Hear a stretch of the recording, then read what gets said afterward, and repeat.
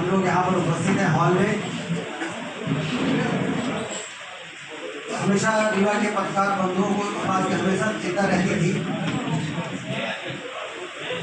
कि आप मंत्री बने हैं तो रीवा को क्या मिलने वाला है। तो सबसे पहले मैं आपको ये खुशखबरी देखना चाहता हूँ कि मंत्री बनने के बाद सबसे पहले मेरी मुख्यमंत्री जी से जो बात हुई उसमें विभाग आवंटन के बाद मैंने उनको एक पहले सलाह दिया। फिर मैंने उनसे कहा कि संस्कृत विश्वविद्यालय की आपने रीवा में घोषणा की है, मैं चाहता हूं कि 30 सितंबर को आप उसका शुभारंभ कर दें। लक्ष्मण बाग के भव्य परिसर में भवन भी है, स्थान भी है, गौरवशाली इतिहास संस्कृत से जुड़ा हुआ भी है। वहाँ पर पूरे मध्य प्रदेश में जितने संस्कृत विद्यालय और महाविद्यालय हैं उसमें से आधे हमारे वित्त क्षेत्र में है और आधे के बाकी मध्य प्रदेश में है। विश्वविद्यालय उज्जैन में आपकी घोषणा के बाद खुल गया था, तब भी मैंने अशासकीय संकल्प विधानसभा में प्रस्तुत किया था कि हमारा अधिकार है ये हमको मिलना चाहिए था। मुख्यमंत्री जी ने कहा था कि अभी तो वहाँ पर घोषणा कर दिया, वहाँ पर खुल रहा है,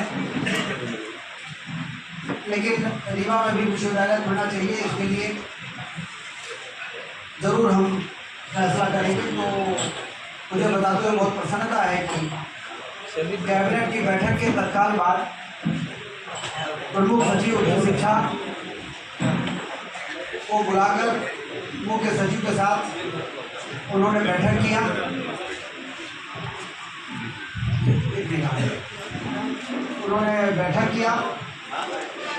जिसमें मुख्यमंत्री थे, मैं था, मुख्य सचिव थे, प्रमुख सचिव थे और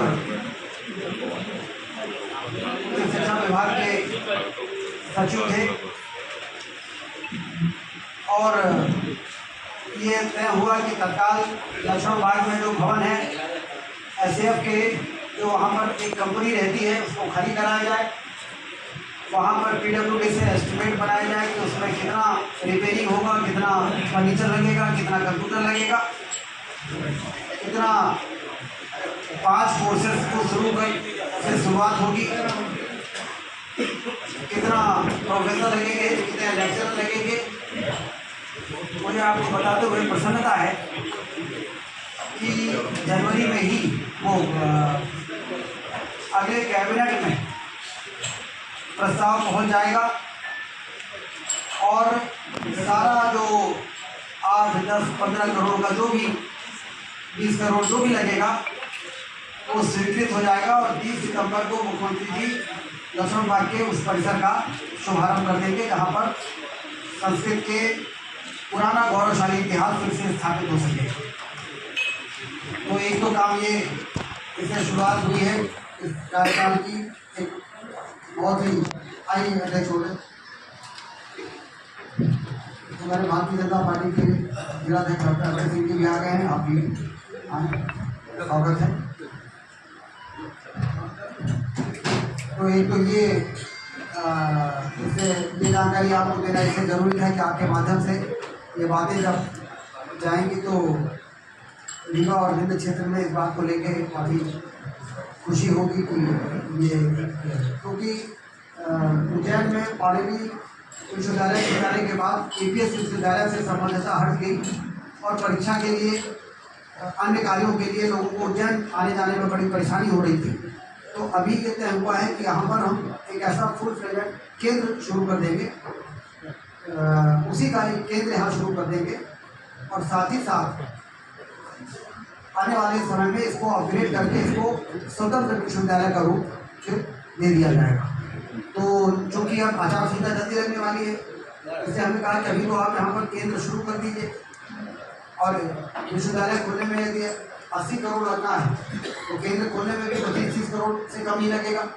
तो 25-30 करोड़ रुपए का काम अभी शुरू हो जाए और फिर उसको बाद में फाइनेंस से लेकर पूरी औपचारिकताएँ पूरी करा के फिर उसको अपग्रेड, तो जो पैसी बनेगी जयराम शुक्ला जी ध्यान से सुन रहे हैं कि जो प्रेसी बनेगी उस प्रेसी में ये लिखा रहेगा जो कैबिनेट जाएगी कि इसको बाद में अपग्रेड किया जाएगा, तो उससे फिर वो स्वतंत्र विश्वविद्यालय का उसका जो रूप है वो उसी दोबारा कैबिनेट में नहीं आना पड़ेगा, वही अपग्रेड हो जाएगा।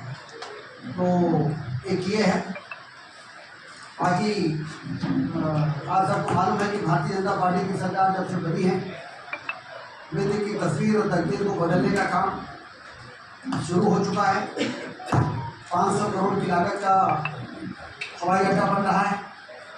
पहले शुरू में ये था कि 19 सीटर प्लेन चलेगा, लेकिन हमने बात किया, हमने कहा 19 सीटर प्लेन को लोग प्लेन नहीं मानते हैं, 72 सीटर से कम नहीं होना चाहिए।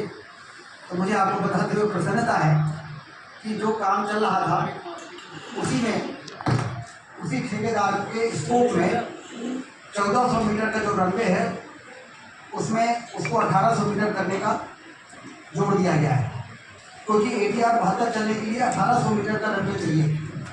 पहले ये 1200 था, फिर बीच में हमने इसको 1400 करवाया था, अब वो 1800 होगा इसी कॉन्ट्रैक्ट में। अलग से टेंडर भी होगा, नहीं तो पहले सेकंड फेज में जा रहा था वो।